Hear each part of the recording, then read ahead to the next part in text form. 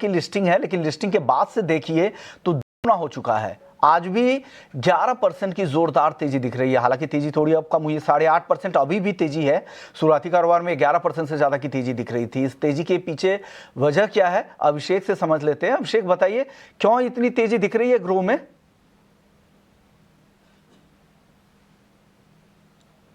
विश्वन, grow में तेजी की वजह यह है कि दिग्गज ब्रोकरेज फर्म है जेफरीज, हम काफी इज्जत से नाम लेते हैं, और जेफरीज ने अपनी कवरेज इनिशिएट की है और जो टारगेट दिया है वो 180 रुपए का है। हालांकि कोई बहुत बड़ा टारगेट नहीं है, क्योंकि हमने देखा था कि शेयर ये तो धड़ाधड़ लिस्टिंग के बाद चलते हुए 194 रुपए पर चला गया था, लगभग प्राइसेस डबल हो गए थे। लेकिन यह है कि उन्होंने कवरेज बाय की रेटिंग के साथ इनिशिएट की है, और कल के भाव से अगर हम देखेंगे ग्रो में, तो उनको 26% का अपसाइड दिख रहा है। उन्होंने ये कहा है कि 2026 से 2028 के वित्त वर्ष में जो ईपीएस है, अर्निंग पर शेयर है, उसमें 35% के सीएजीआर ग्रोथ की उम्मीद है। वहीं अगर हम रेवेन्यूज की बात करें तो 29% सीएजीआर ग्रोथ की उम्मीद है। तो आगे ग्रोथ को लेकर काफी ज्यादा बुलिश हैं। अब ये बुलिश क्यों हैं? क्योंकि उनके अपने अजम्पशंस हैं। उनका ये कहना है कि कंपनी के ब्रोकिंग बिजनेस में 19% की ग्रोथ संभव है। साथ ही क्लाइंट एडिशन बेहतर होगा, मार्केट शेयर बढ़ेगा, और उसके चलते ग्रोथ को सपोर्ट मिलेगा।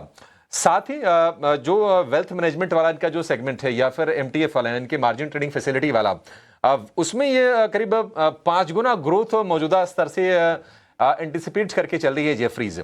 और उनका ये कहना है कि इसके चलते जो मार्जिन में जो विस्तार होगा वो काफी जबरदस्त होगा। मौजूदा स्तर से 7% का हम इसमें हाइक देखेंगे मार्जिन में, 700 बेसिस पॉइंट का।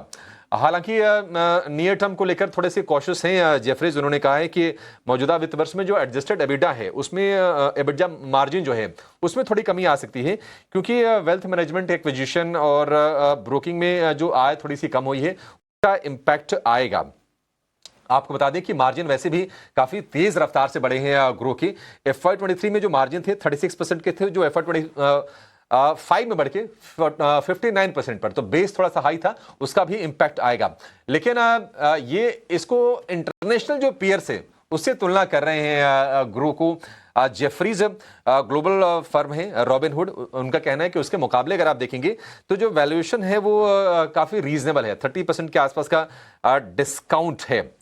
तो यही रीजन है कि ग्रोथ चल रहा है। 100 रुपए का आईपीओ प्राइस था, 194 तक हमने जाते हुए देखा था। फिर वहां हमने देखा कि थोड़ी profit taking I, investor lock in open हुआ, तो थोड़ी सप्लाई वहां से आई, लेकिन फिर से हम इन्वेस्टर इंटरेस्ट इसमें बढ़ते हुए देख रहे हैं, और ये शेयर आज बेहतरीन तेजी के साथ कारोबार करता हुआ आपको दिखाई दे रहा है।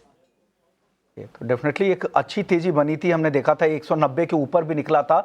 100 रुपए का इशू प्राइस था, और पिछले महीने ही नवंबर में इसकी लिस्टिंग हुई, और वहां से 190 के पार निकला, फिर वहां से करेक्ट होकर 156। तो अभी अगर आप देखें तो लिस्टिंग इशू प्राइस से करीब करीब 56% ऊपर है, लेकिन डबल तक इसके गए भी थे भाव, लेकिन वहां से कुछ करेक्शन भी जरूर दिखा है। लेकिन आगे क्या लग रहा है, ये नीरव जी से एक बार समझ लेते हैं। नीरव जी, आप ट्रैक कर रहे हैं ग्रो को, कैसा दिख रहा है फंडामेंटली ये कंपनी?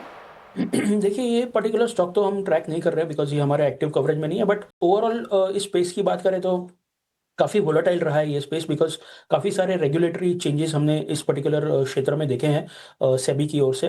कहीं ना कहीं एमटीएफ बुक को लेकर के एंड एफएनओ में जो भी चेंजेस हुए हैं, उस पर्टिकुलर थिंग्स को मद्देनजर रखते हुए काफ़ी वोलेटाइल रहा है ये पर्टिकुलर क्षेत्र over the recent past. But having said that, ये पूरा जो कैपिटल मार्केट्स का जो थीम है, ये हमें बहुत ही अच्छा लग रहा है। बट उसे एक 5 से 7 साल का आपको समय देना पड़ेगा। बेहतरीन इन्फ्लोज की वजह से हमने देखा है कि जो मार्केट ब्रेथ है इंडिया में, वो बढ़ रहे हैं, निवेशक बढ़ रहे हैं, इन्वेस्टर्स बढ़ रहे हैं through mutual fund route, through direct equity. So कहीं ना कहीं हमें लग रहा है कि ये अभी तो सिर्फ शुरुआत है, बिकॉज जो ओवरऑल एलोकेशन है इक्विटीज़ में, जो इंडिया के हम डेमोग्राफिक्स देखते हैं, बहुत ही मिनिस्क्यूअल है as compare to many other countries. तो हमें लग रहा है कि ये बहुत ही अच्छा स्पेस रहेगा from a long term perspective. But कहीं ना कहीं हमें लग रहा है कि रिटेल इन्वेस्टर्स को ध्यान रखना चाहिए कि वैल्यूएशंस क्या है इंडिविजुअल कंपनीज की। जैसे ग्रो की अगर बात करें तो हमें लग रहा है कि काफ़ी हायर साइड पे है वैल्यूएशन। इसी पर्टिकुलर क्षेत्र में एंजल वन है, या फिर काफ़ी सारे अदर कंपनीज जो आधे दाम पर मिल रहे हैं अभी भी इस समय। तो हमें लग रहा है कि बायो सेल ऑन राइज की रणनीति अपना के 170-175 के आसपास थोड़ा बहुत प्रॉफिट बुकिंग डेफिनेटली ग्रो में करना चाहिए। ऊपरी स्तरों पर मुनाफा वसूली भी जरूर और यहाँ पर वसूलते रहे। और ये इस तरह के जो स्टॉक्स है, चाहे वो प्लेटफॉर्म कंपनियां हो या फिर एएमसीज हो या फिर इस तरह की ब्रोकिंग कंपनियां हो, ये जब बाजार चलते हैं तो बाजार के साथ इनका साफ कॉरिलेशन रहता है। बाजार में जब सेंटिमेंट कमज़ोर होता है तो ये कंपनियां भी कमज़ोर होने लगती है। हालांकि लंबी अवधि के लिए वो सब चिंताएं नहीं रहती, लेकिन अगर आपका मीडियम टर्म या शॉर्ट टर्म का नज़रिया है तो ये भी ध्यान रखिएगा, बाजार के साथ ही ये भी चलती है, क्योंकि ट्रांजैक्शंस होते हैं, लोगों का सेंटिमेंट सुधरता है। चलिए।